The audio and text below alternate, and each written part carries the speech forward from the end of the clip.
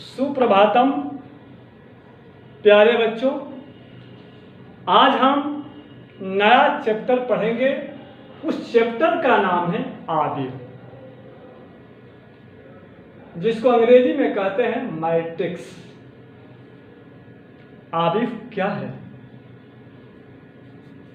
तो आबिर इसमें हम पढ़ेंगे कि इसमें हम लेंगे एक एम और एक एन। एम का मतलब होता है पंक्ति, एन का मतलब होता है स्तंभ।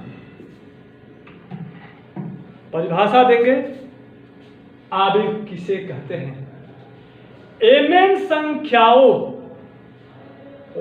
कोष्ठ में लिखेंगे वास्तविक या काल्पनिक,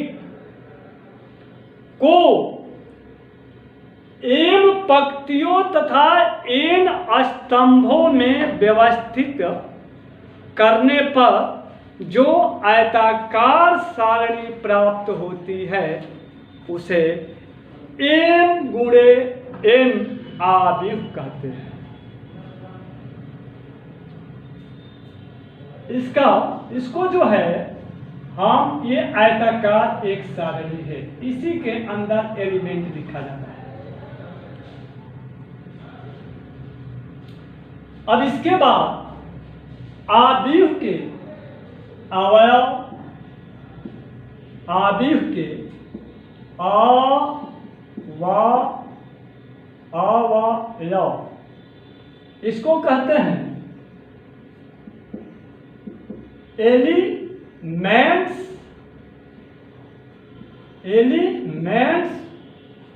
ऑफ मैट्रिक्स।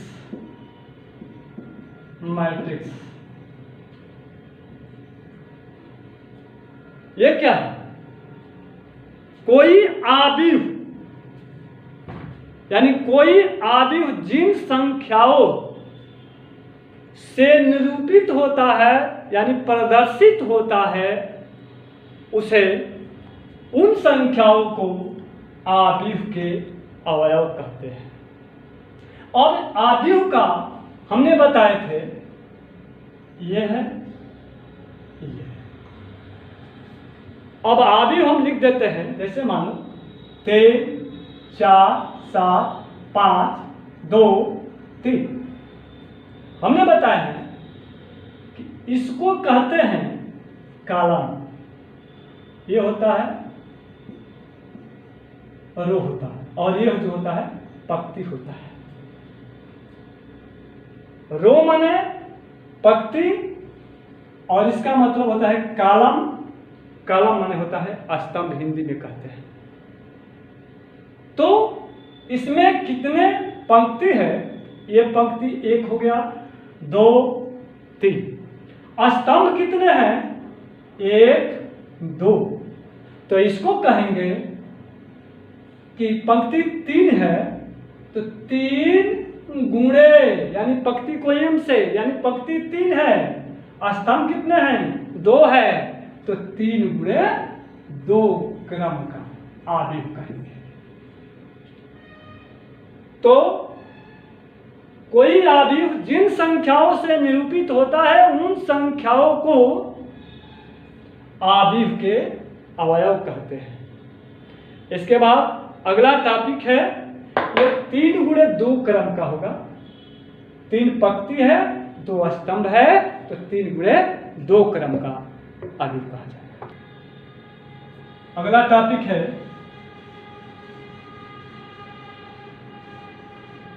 आबिर के क्रम या कोट। आबिर के क्रम या कोट क्या होता है?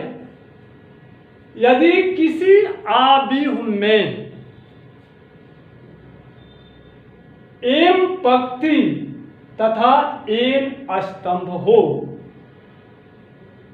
यदि किसी आबिर में एम पंक्ति तथा एन स्तंभ हो, तो उसको हम कहते हैं एम गुणे एन क्रम या एम गुणे n क्रम के कोटि कहते हैं।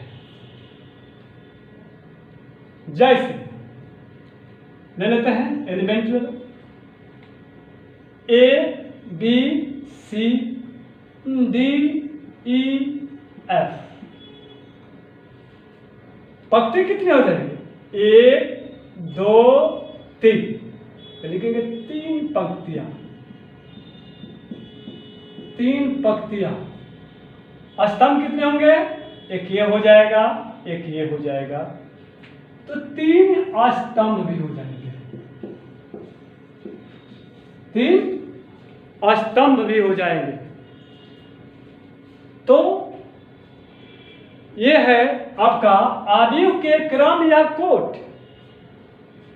अगला है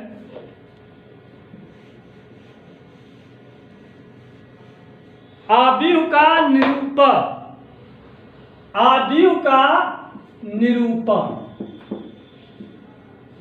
आदिव का निरूपण।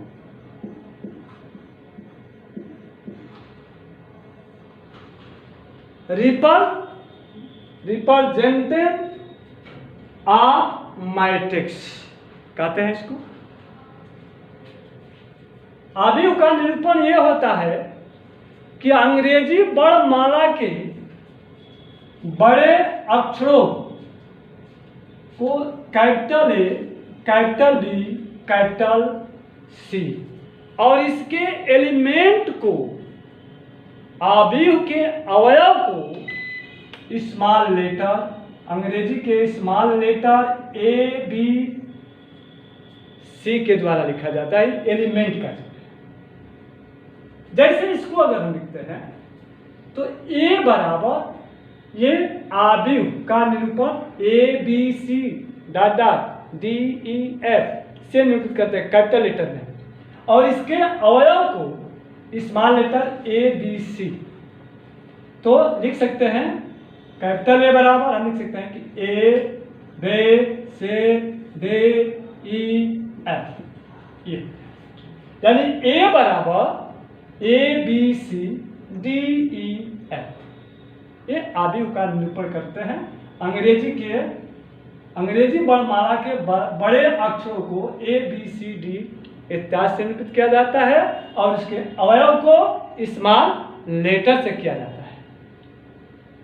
अब इसके बाद हम पढ़ेंगे आदिव के प्रकार। आदिव के प्रकार, इसको कहते हैं टाइप्स ऑफ मैट्रिक्स। मैट्रिक्स